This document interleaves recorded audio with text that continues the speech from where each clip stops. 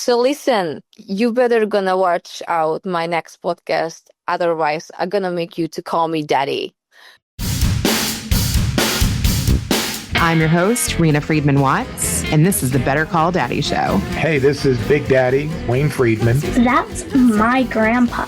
Grandpa, you ready for more daddy drama? My dad is my number one hero and number one fan. And I'm a pretty cool dude. All right, season 4, baby, here we go. More stories you're not going to believe. And maybe you will after you listen. 5 stars. 5.5 stars, 2 thumbs up. You are a pretty cool dude. Love you, Mommy. Don't stand on the table and damn the public. You'll get some words of wisdom to live by. Here we go again. Better call daddy. You know what your problem is? You like me. Yeah, I do. Each week, I interview a guest, share the stories with my dad, and then he weighs in at the end of every episode with his wisdom and wit. Hey, Grandpa. Everyone from influential players to inspirational fathers, and of course, controversial people. Grandpa, my mommy's calling. Creating that legacy one call at a time. And welcome to the Better Call Daddy Show. Stay tuned. Where's the music? Better call daddy cause he knows you best. Better call daddy cause he's bringing the test. He sees possibilities. Ooh, better call daddy, he'll be by your side. Better call daddy, you're the apple of his eye.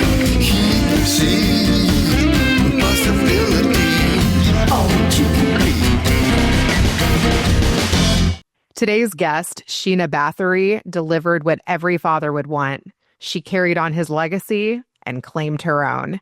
Sheena, welcome to the Better Call Daddy Show. How do you stay so beautiful with, getting slapped across the face? That's a hard job. That's a hard job. I'm not promoting myself when I am not in really good shape, So. Oh my God, that's gotta be Actually, after power slap. Yeah. After power slap, my face was like swollen. Was lots of bruises there. Also, I had like heavy weight cuts, so it took actually 2 weeks till I started getting back my normal face condition. Yeah. Oh my God. And do you ever worry about like putting makeup in wounds? Like, have you ever had like an Makeup open, in where? like, have you ever had like an open cut that you can't put makeup in? No, actually, I never had a cut on my face. I just get bruises so far, but I never really competed like, like boxing or bare knuckle or Muay Thai. So my background is grappling, mostly like judo, wrestling. So we never really get punched on the face. Power slap is my first sport where actually we have impact on the face. I also done one MMA fight, but there I didn't really get any cut on my face neither. So far I think I get some luck. Oh my God. Yeah. So what really drew me to your story was your relationship with your dad. Can you talk a little bit about what is it like to have a dad as a coach, and kind of what does he tell you to get to be such a badass? Yes. So my dad, he was born in 1948. So he's kind of very traditional, very old school type of father. He also had a very, very tough childhood because back then, if you're looking back on the Hungary history, we have really hard time. So since age, when he was 14, he had to take care of himself, so he was by himself. And so he had to grow up pretty fast. And I think that's completely changed his mindset about how the world works. So he always think that any day there is a world war, like we always have to get ready. We always have to be in our surviving instinct. So I kind of appreciate that the way he was raising us. That's why I'm kind of ready for anything comes in my life. But in the same time, since childhood, we had to really work so hard, and he never really give a room for us to really enjoying life. So currently I have a little struggle with it, like what others people finding like fun things to do, it doesn't really gives me joy because I was raised differently. I was raised that I always have to like work hard. I have to train hard. I always need to have goals, no wasting time. So it was a very strict childhood, and it's become my nature now. So in this case, I think that's why I try to find my passion in multiple combat sports, because I just can't retire. Otherwise, I feel kind of guilty and something like I'm feeling in life. So it's strange a little bit, but also good. So it also leads me to be more successful.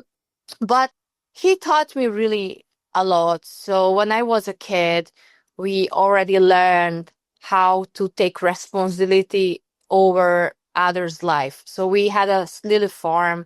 We had so many animals, and those were our responsibility with my siblings. So we are like 5, where I am the oldest, and I have 2 more siblings in law, which are from my dad's another marriage. Okay, so with my mom, we are 5, and the others, they are also nice, but they're older, so the connection is not that deep.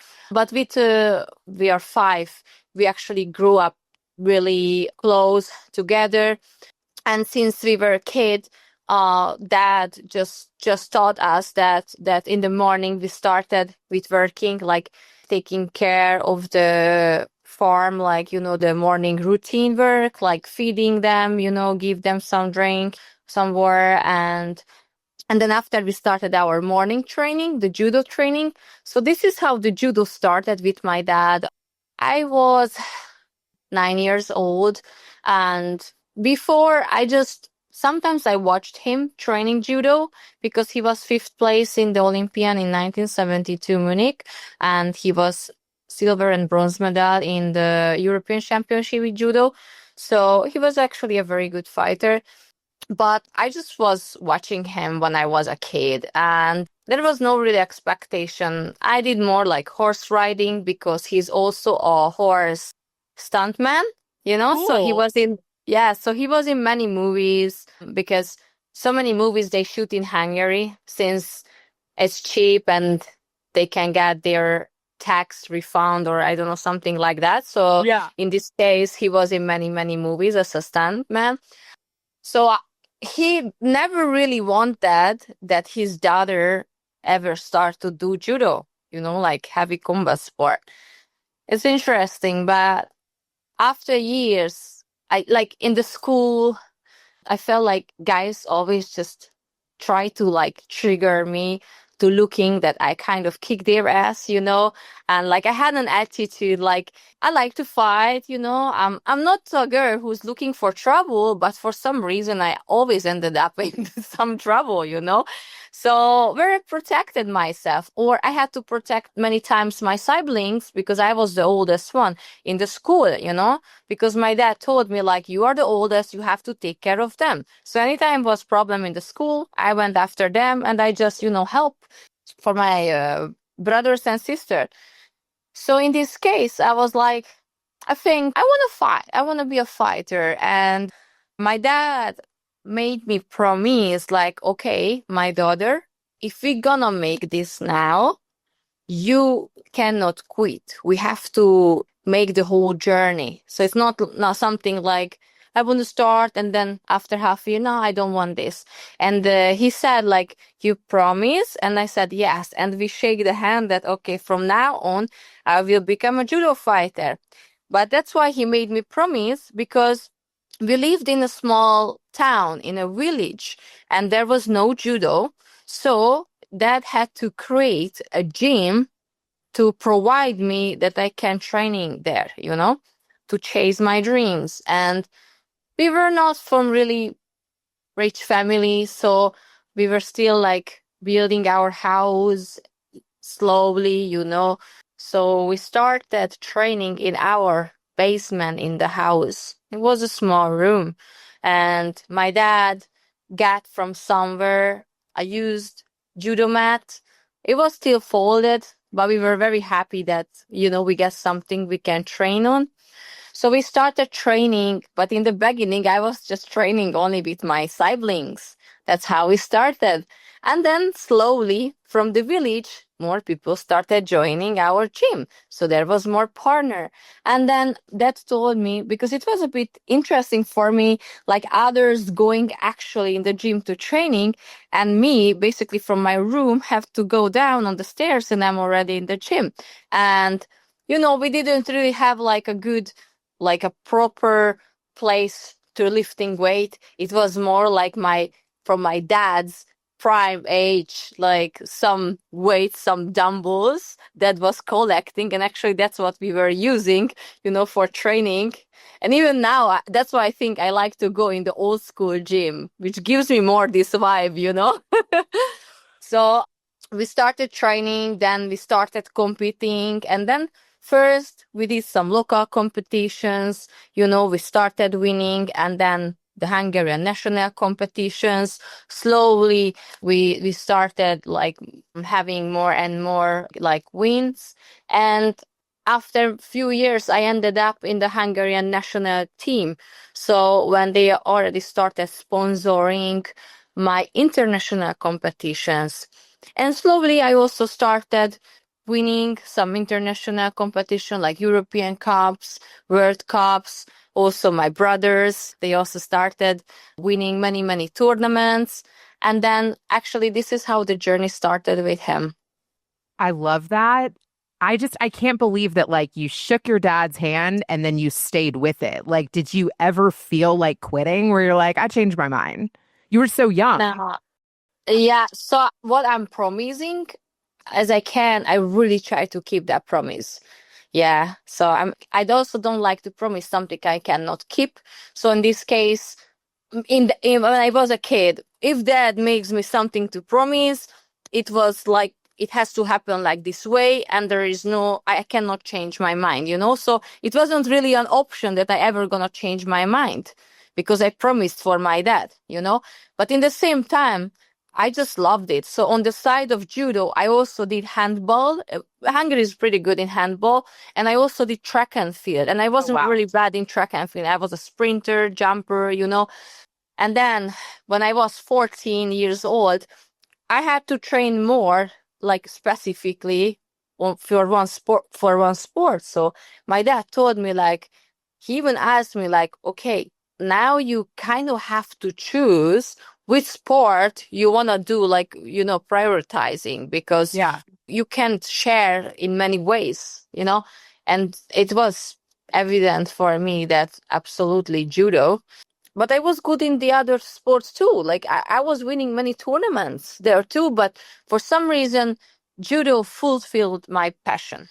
I just loved it. So I decided to leave that other two sports and then just focusing on judo.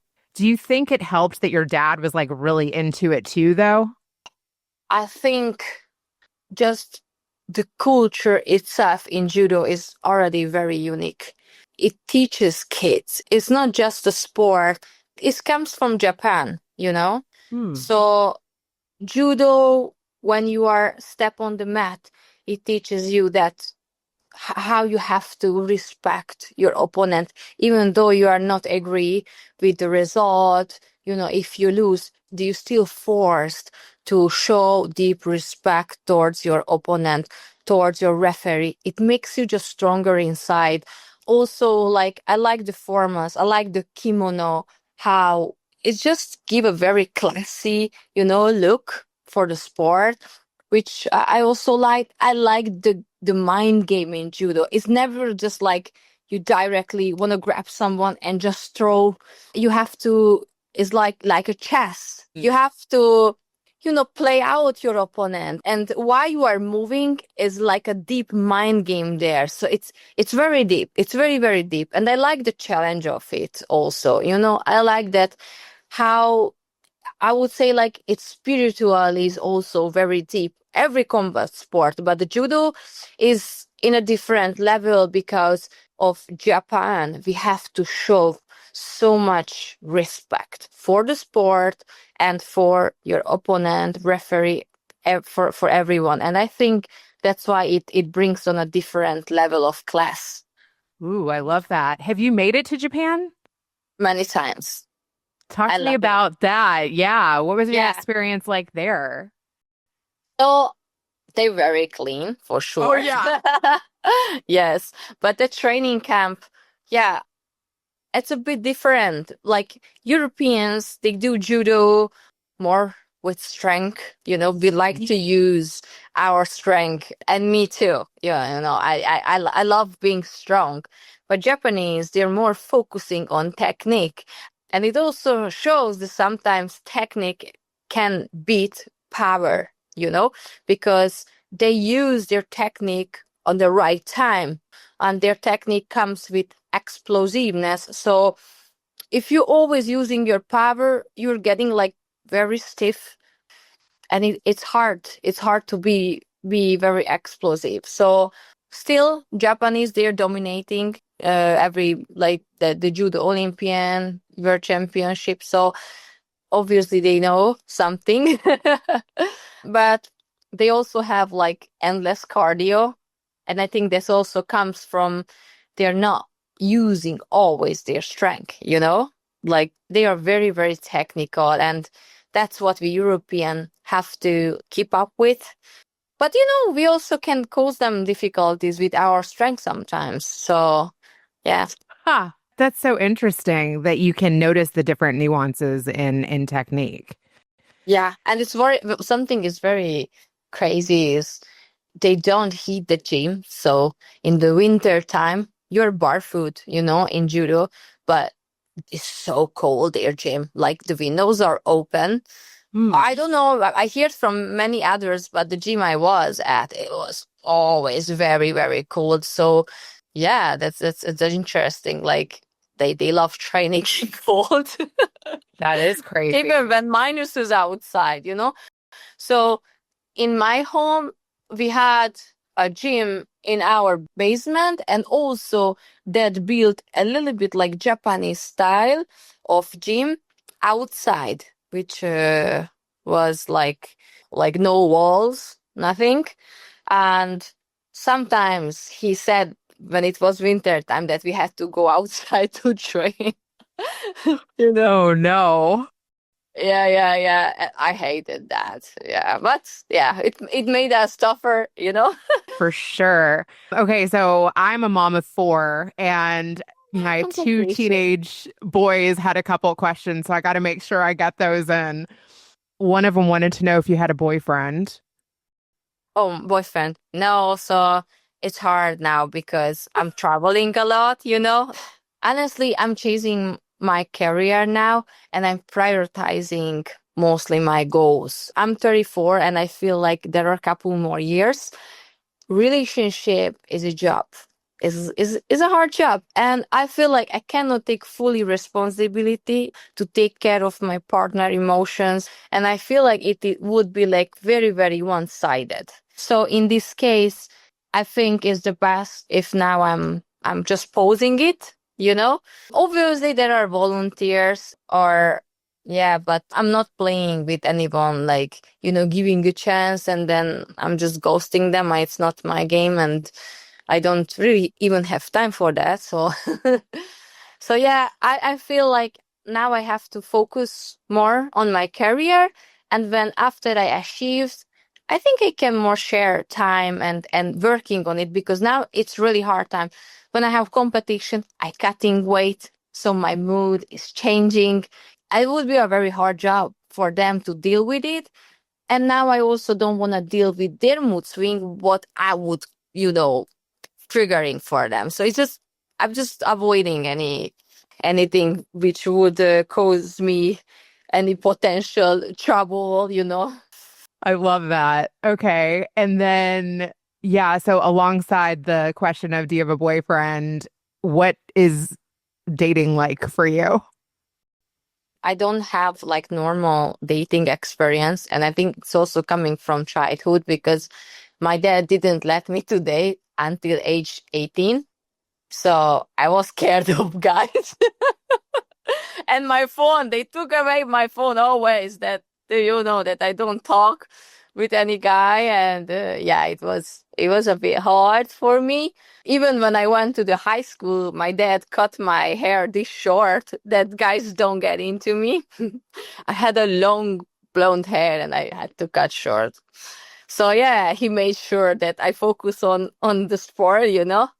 And then when I was 19, I mean, after I was 18, I started dating one guy, and my dad immediately forced me to marry him. So I was married.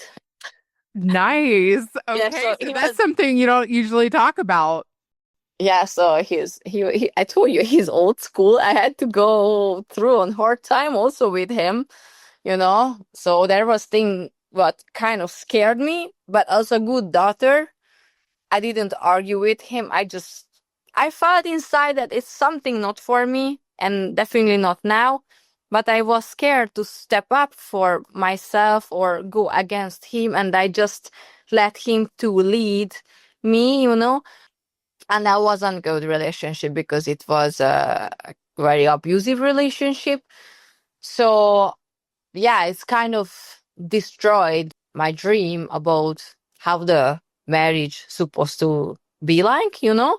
So that's the problem that my very first experiences was very bad, you know, and was kind of forced too. And that's why I feel like the way I have to approach with guys is kind of fucked up, you know? Like I'm kind of studying and asking people what is the normal reaction? How does this have to work? It's just fucked up. I don't know, you know? It's also hard for me. That's why, like, when I'm focusing now on sport, it's also fulfill me more than any relationship. Like, I don't feel guys can give me that excitement, what actually the improvement in training or any competition can give me. So in this case, I'm not chasing any relationship. I don't feel like I'm lacking of it, you know? So maybe that's why I feel like even more powerful. And maybe that's why I kind of triggering them because they don't feel appreciated or important in my life because I'm just not getting from them would make me happy, you know? Wow. Thank you so much for sharing that. That must be something that you're still kind of like wrestling with a little. Yeah, I've been a lot. So I mean, I'm working with a psychology therapist in it, and yeah, it's coming from childhood just because my normals was different, and we try to go back to that because I had one very bad experience when I tried to date a guy when I was like 15, and I met with the guy right front of our house, and dad saw it, but I wasn't hiding it. Otherwise, I wouldn't meet. And he was so pissed. So yeah, I get a couple slap of my dad, and that kind of caused me some trauma. So now, if I wanna engage with some guys, I'm feeling sometimes that I do something wrong, you know? So many times when I feel like I kind of can like the guy, I'm also start explaining for myself that why I shouldn't like him, and it's just better to be alone, otherwise it's just gonna be problematic, you know? Who stands in for your dad now? Like, do you have people that you would trust for that kind of advice to like make sure somebody's good for you? It's hard because I'm also too much for guys. Like I was dating many of them, and since I'm chasing so many things, like I have to keep my diet, you know, I'm preparing for this competition, that competition. I also have to mention that on the side, I have OnlyFans and I'm creating content there, but I'm not doing porn. I'm creating fetish content, you know, I wrestling love it. content. Yeah, I heard about that. Yeah, you know, but you know, it's still also a good reason for guys if they cannot find any other reason to argue with me that they just go in it, you know? And I'm just like, I just want that they just leave me alone, let me groove. Like, I'm telling them, like, this is my income. I can help my family because I do this fetish thing now for 8 years.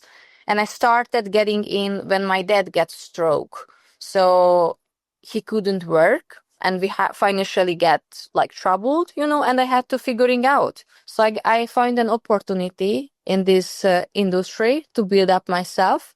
And then I was able to support my family.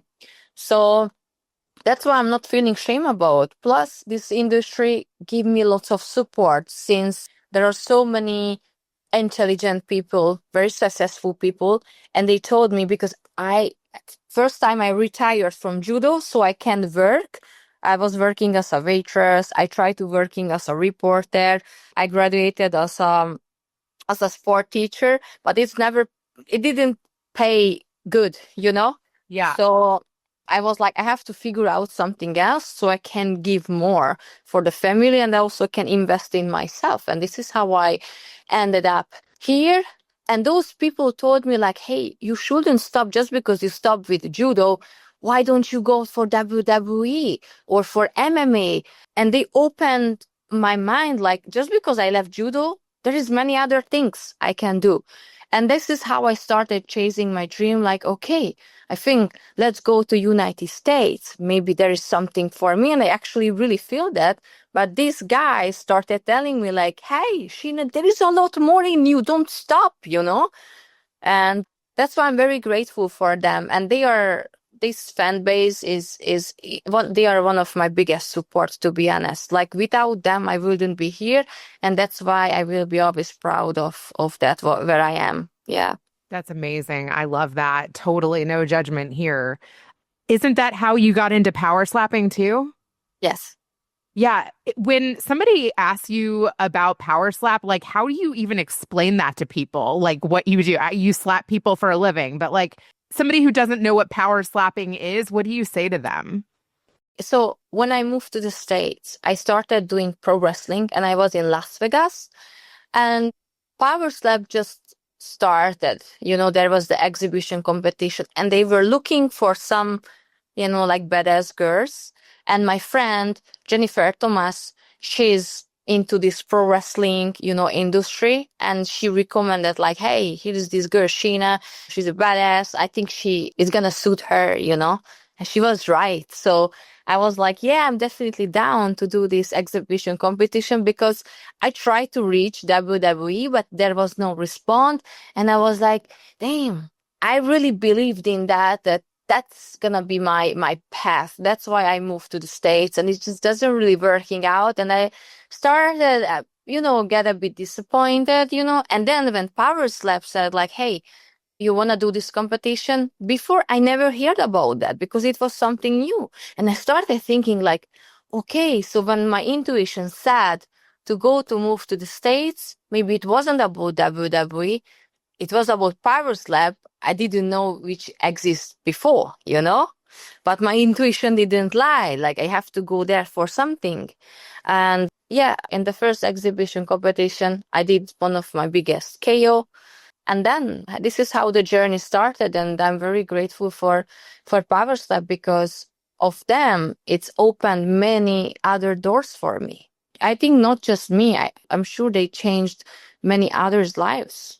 It's a huge promotion. If you're looking like there are so many Olympians, like gold medalists in judo. If I'm just looking judo, they don't even get 5% of attention as we get, social media wise.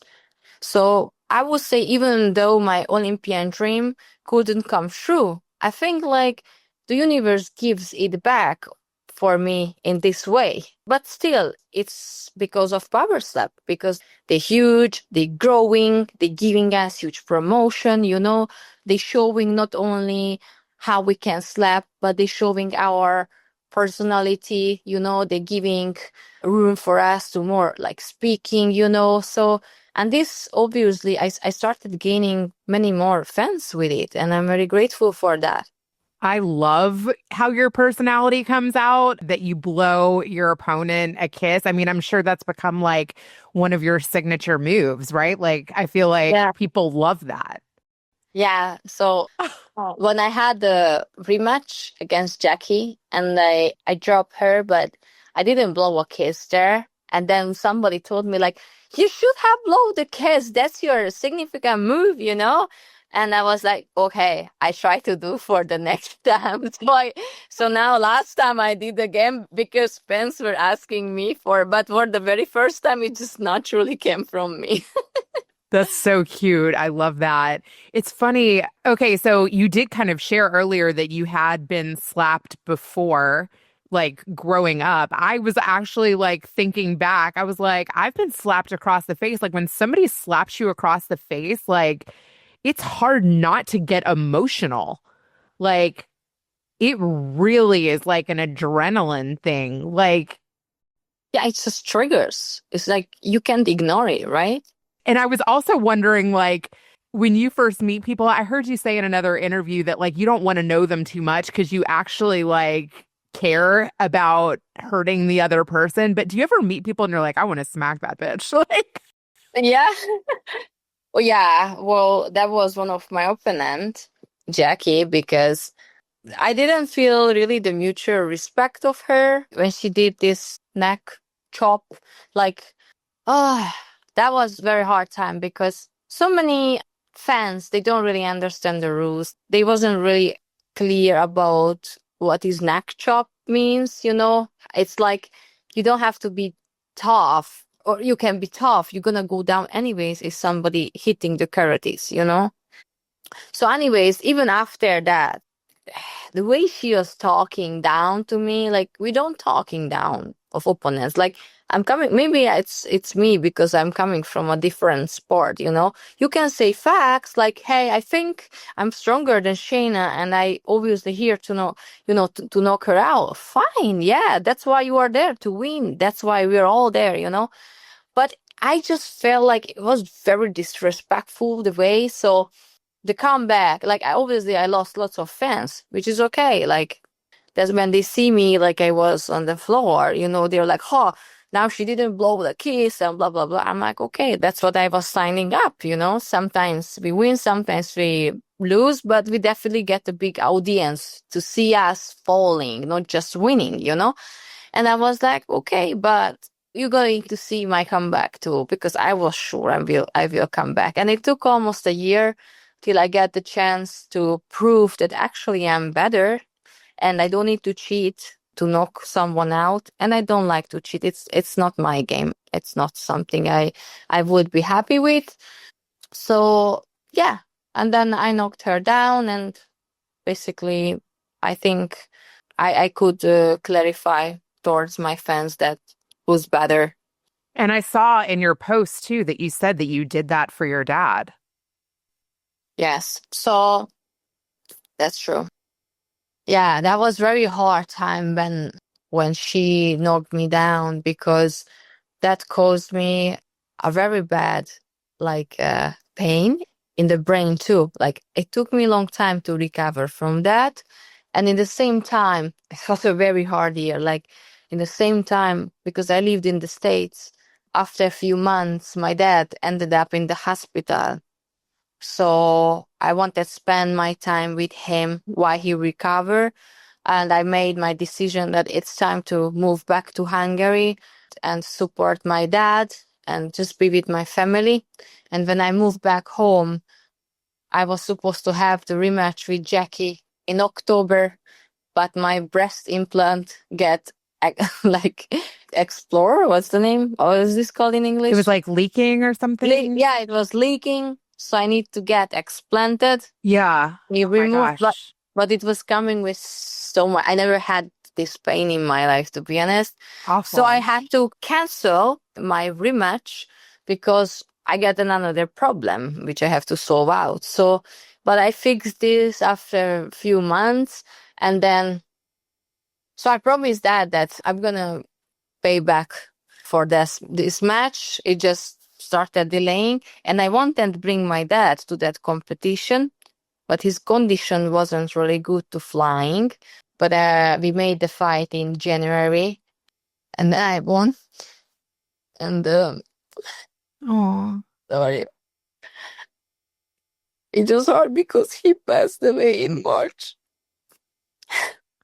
So in January when I won, I remember after I was winning, they took me in the car, which brings back to the hospital. And the first thing was that I was crying in the car and I was calling my dad that how much I love him and I made it. So I was able to prove for him that I am the better, and now I am again the winner. And after 6 weeks after, he passed away. So Oh my God. I'm happy that I was able to prove for him. People just see that it's a slap, but it's deeper. Like Oh my God. my love language towards my dad it was always about to win, like he loved me, but he was my coach, so I felt his love through when he was proud of me.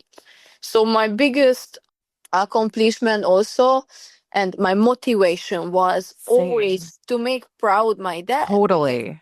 because I'm an oldest daughter. I am my father's daughter. I totally have wanted to quit so many fucking things in my life. And if it wasn't for my dad, I would. yeah, So I totally get that and relate to that so much.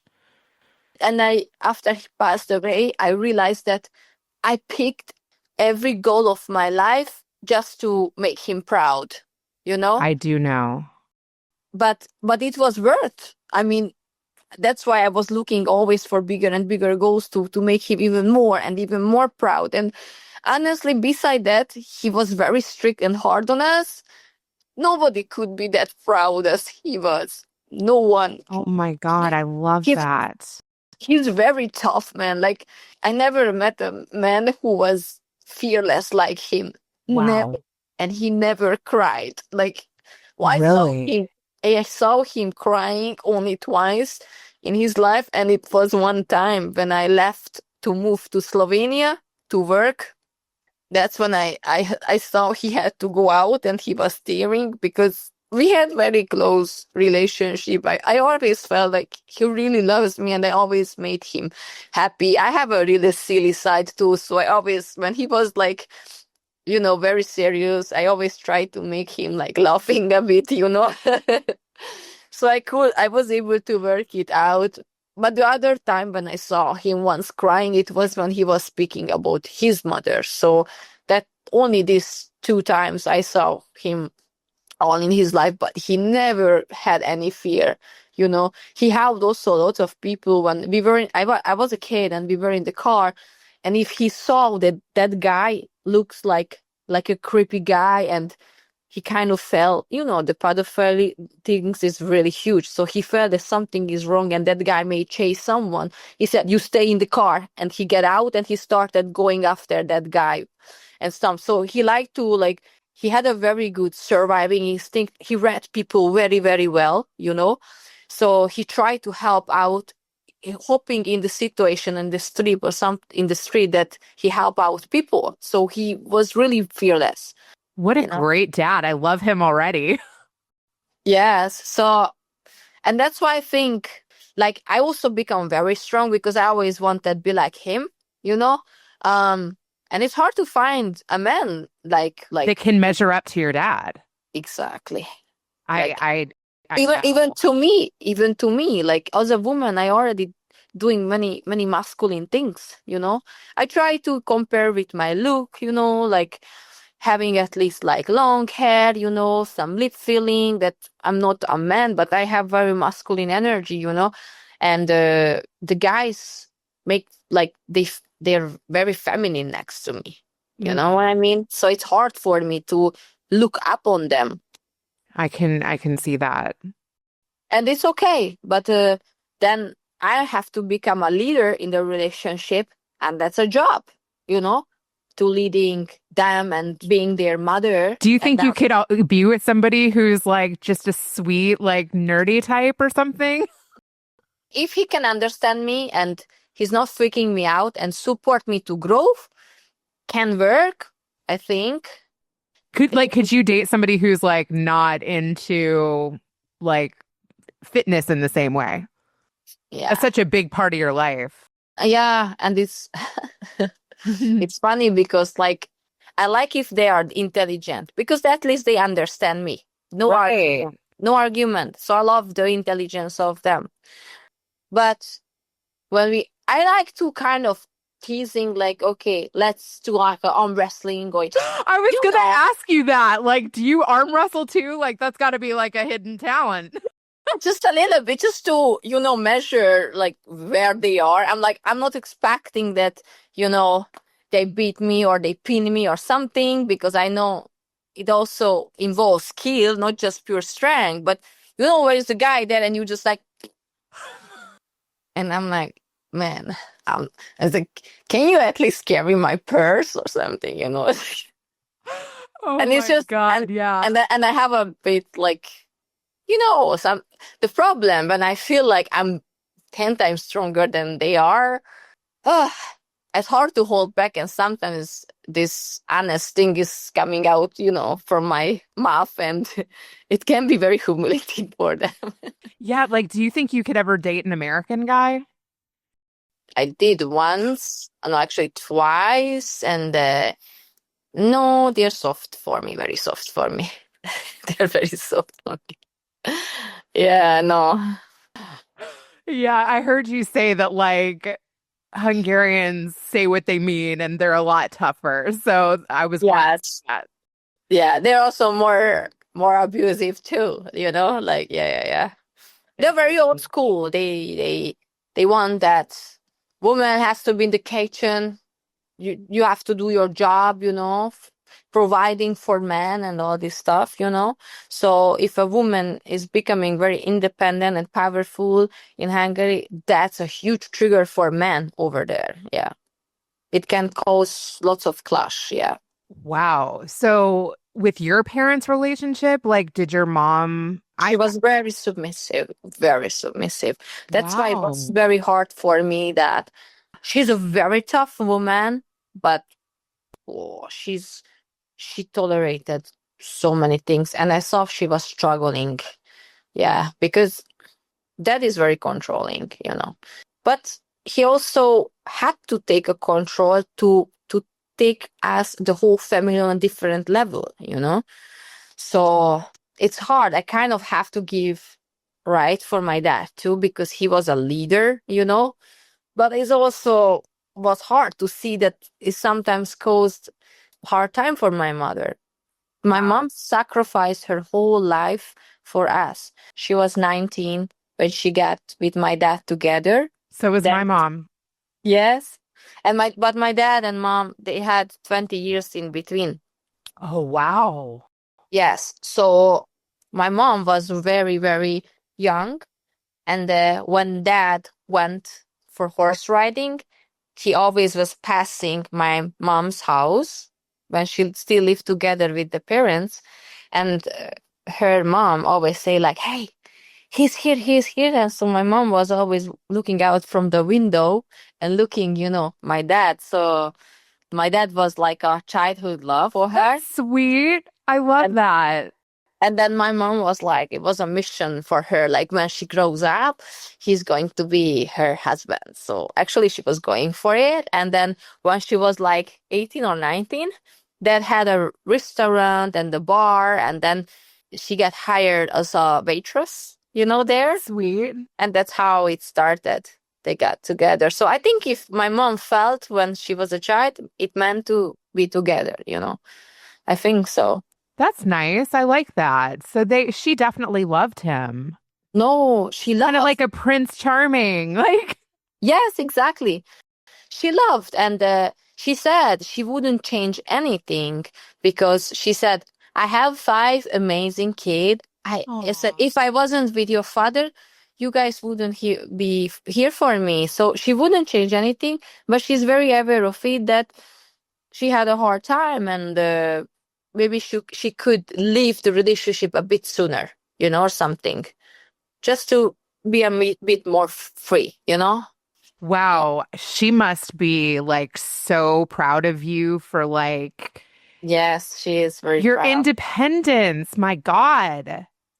Yes, she is. She's understanding everything. We in the beginning, when I was a kid, we couldn't really speak like daughter and mother, because like I told you, my dad caused lots of bitter in her, so she was struggling with her own thing, but in the same time, every day was for her about just to serve us, like provide everything, like the meal, take us to the school for the training with this, preparing for the competition. Also, she had to make, the papers and everything for for our judo gym. Outside is lots of animals. When we were in training camp, she took care of this. We had lots of training camps, when so many kids was coming, and we were sleeping in the tent in our backyard, and my mom was cooking alone on 80, 90 kids by herself, and, daily 3 times, and just that we can have more training partners in the summertime, So it was all for us, I have so much respect for women like that. That's really hard too. And she never gets sick. Like, she's never complaining. And I know when she really sick is like, she just say like, hey, if I can cook the lunch, she just need 1 day and she recovers in 1 day. She never sick because she can't be sick, God bless her. That's so great. I feel like you're a champion of both of them. I think she's not really aware of how powerful she is. Like, look, when we had to renovate our house, because we did almost on our own. Sometimes we hired a couple, people, but actually my mom was making the floor, building so many things in the kitchen. She was painting the whole house, like she just was looking sometimes the workers, how they do. And then after she's like, okay, I can finish. And then she started doing on her own self because she was learning while she was watching. She's a very talented woman, actually. And physically also very strong. Like, she got just blue belt in judo because she never competed that much since we kids all the time was coming, But look, imagine she's cooking in the kitchen, and then I'm training with my brothers and my dad, just telling my mom like, hey, like, pause this cooking, come hop in the gym, we need more partner. And my mom was, cooking, she put away, she grabbing the gi, coming sparring with us. And after she finished with sparring, because we needed more partner, she take off the gi and went back and finished the cook, like that we can. That would make a good social media reel right there. So it's crazy. Yeah. So she's really, she did like a 24 hours job, Wow. Oh my God. Well, no wonder, seriously, that you've become such a champion with parents like that. That is incredible. Yes. So like, even with our brothers, when we sometimes complaining like, oh, we're so exhausted and it's getting very hard, we're saying like, shame on us that we are complaining, because our parents never complained. Like, we're already softer than they are and we have to stuck with this. Yeah. I love that. That's incredible gratitude. You've been so generous with your time. I just want to ask you a couple more questions, because I have one from my oldest son who never participates in anything I do. So he said that you've admitted openly to taking steroids. Have you taken Tren, and what was your experience like? When I started bodybuilding, he wasn't really like an expert bodybuilder, but was a very smart guy. So I asked him how to take, because I want to prepare for the Arnold Classic. And before, I was working with another fitness coach, and I was very natural the whole year. And in the Hungarian National Championship, I actually won. And then I get qualified for the European Championship. It was in IFBB. And then I got not the last, but before the last place. And I was like, what is this? Like, I'm doing sport in my whole life. I always was very muscular. I was keeping the diet. I was training hard, like really very hard, and I got the place, like one place before the last. And I was like, how is this possible? And I started looking up the pictures of the girls who get, placed first, second, third. And I'm scrolling down their Instagram, and I see like 2 years before, like they were non-athletic, like, zero sport. And I was like, that's not fair. Like I'm doing sport in my entire life. They coming here, they do some fitness, weightlifting for 2 years, And obviously they are on roid, and they just winning. And that was the point when I should leave. But I was very stubborn and young. And I said, fuck this shit. Now I'm going to take two because I want to win. If this is what it costs, then I also want to take, because I see it's a subjective sport. It's not about just training harder. The body sometimes can't respond with a certain gear, what the look we want to get. I started understanding it. So then he's not really coach, but he told me that because he was a friend that he understand how to take. So that's why for the very first time I tried out Winstraw, which was too strong. And now I know, but back then was, anyways. So I took for 4 or 6 weeks, and I realized that I gained in that 6 weeks like 8 kg. I'm like, how is this?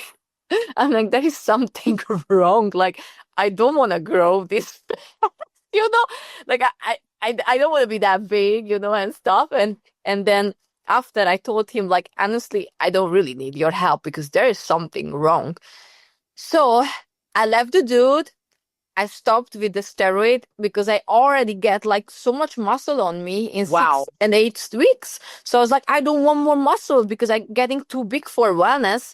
So I was like, I'm going to now just lean down on my own way. So because I was still skeptical to hire any coach, and then for the Arnold, I got 9th place where I was basically preparing on my own. It was on the COVID year.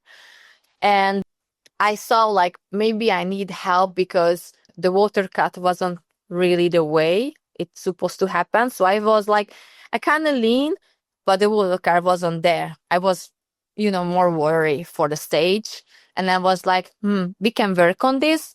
And then I hired another coach, and he was actually pretty good. And then I went back.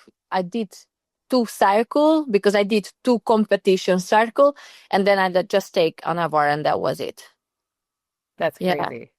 Yes. So I didn't need, because I have bunch of muscle and I'm more struggling.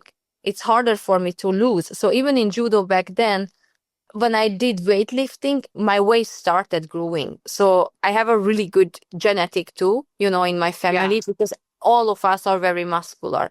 So I was, even when I tried out in bodybuilding, the steroids, I was already muscular before too. Not the bodybuilding type of the muscles, but I was pretty muscular for judo too, Nice. What is your workout now? And my husband had one question.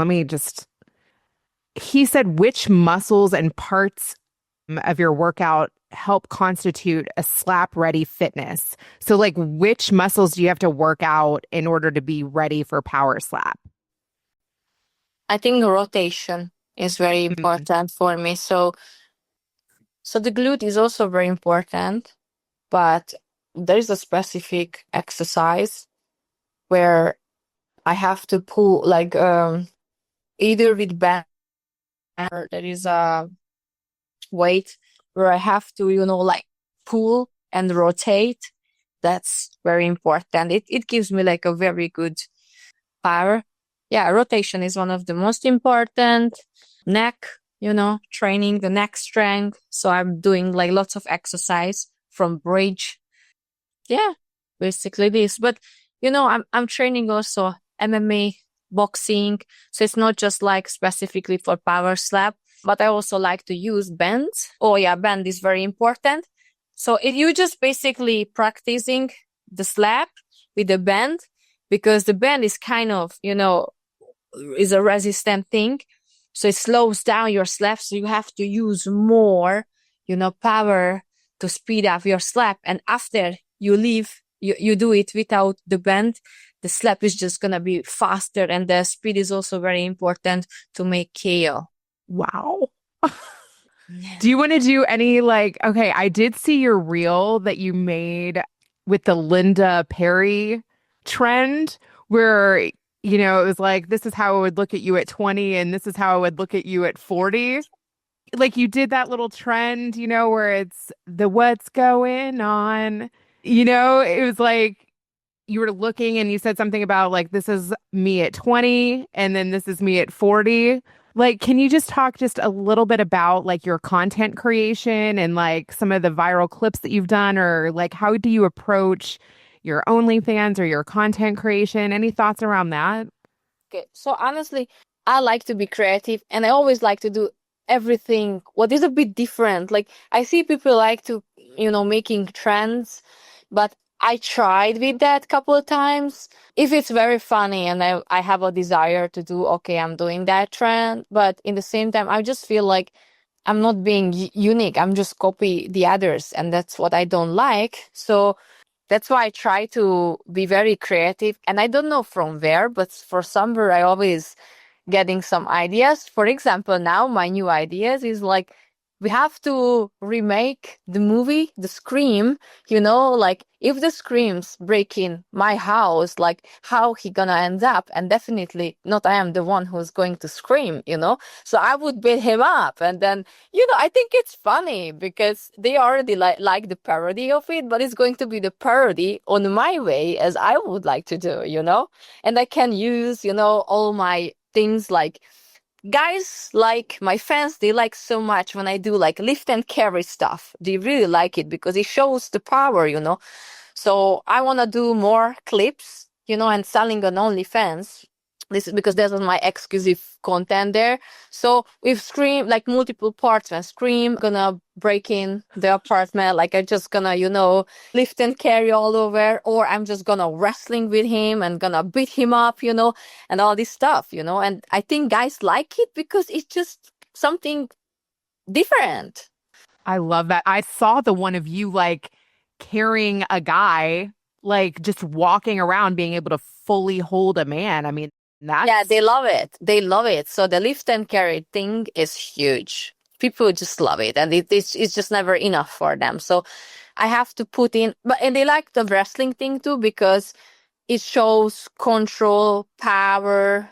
They like it because it's also something now is getting more common, I think, and more acceptable that women can be stronger than men, like compared to long ago. But they just love it, like, and it's always a question for them, like, okay, but I have like 100 kilograms. I'm training in the gym. Can you still handle me? And I was like, yes, because you have no skill. So in this case, if you're strong, skill gonna beat you. So they like to see what I'm doing with big guys. Also, they like to see that small guy has zero chance and I'm just toying with them. that's awesome. I love that so much. You've heard from my mom. Now, let's switch it over to Grandpa. Well, Sheena, I want to thank you for being on the Better Call Daddy show. We really should dedicate this show to your dad. And you're right along the theme of our show. And it's really, I couldn't believe some of the similarities that I felt with your father's relationship with his mother, the kind of relationship I have really with my mother and my dad, where we ran a business together for 45 years.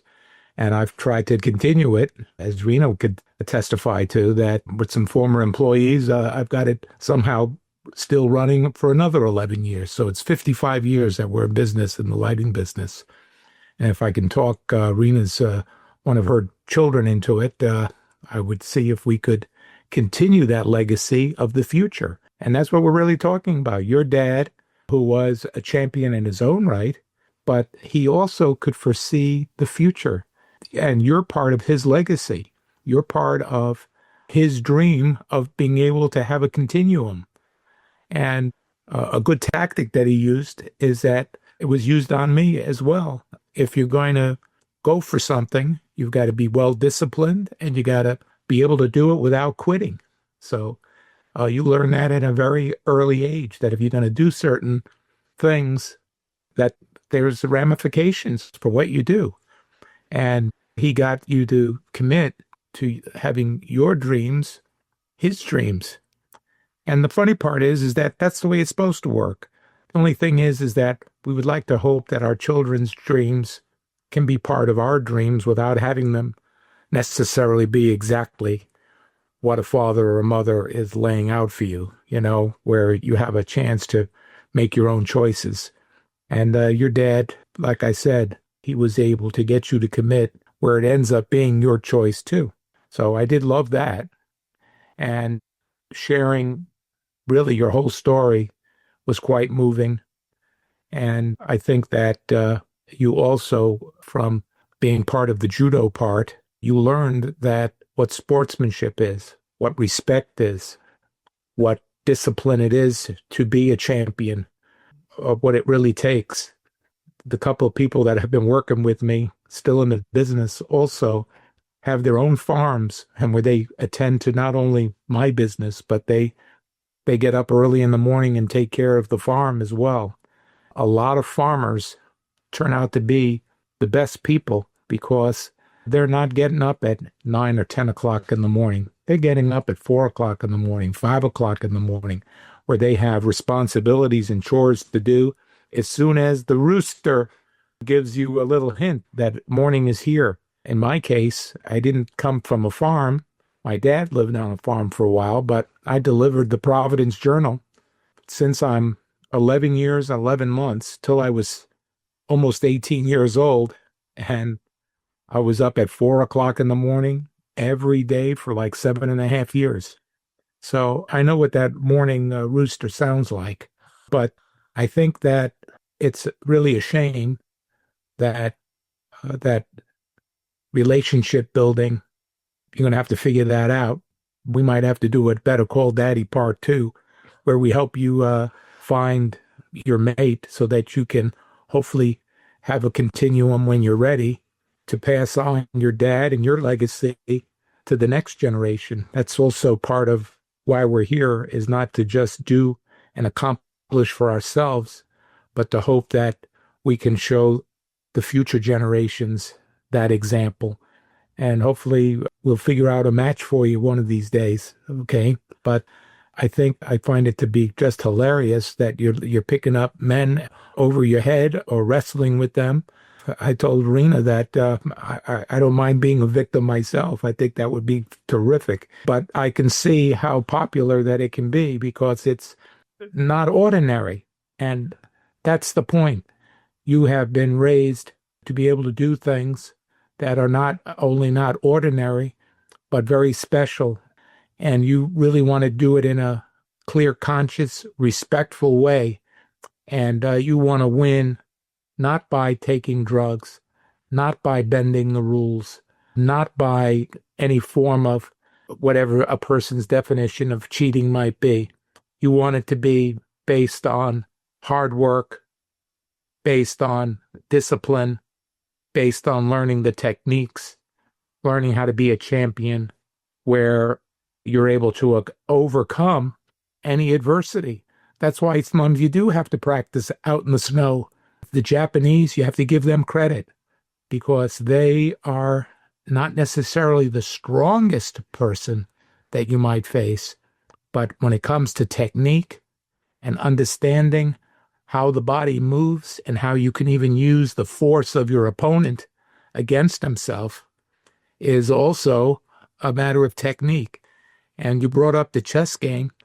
The fact is that I play a little chess and I had my share of big wins.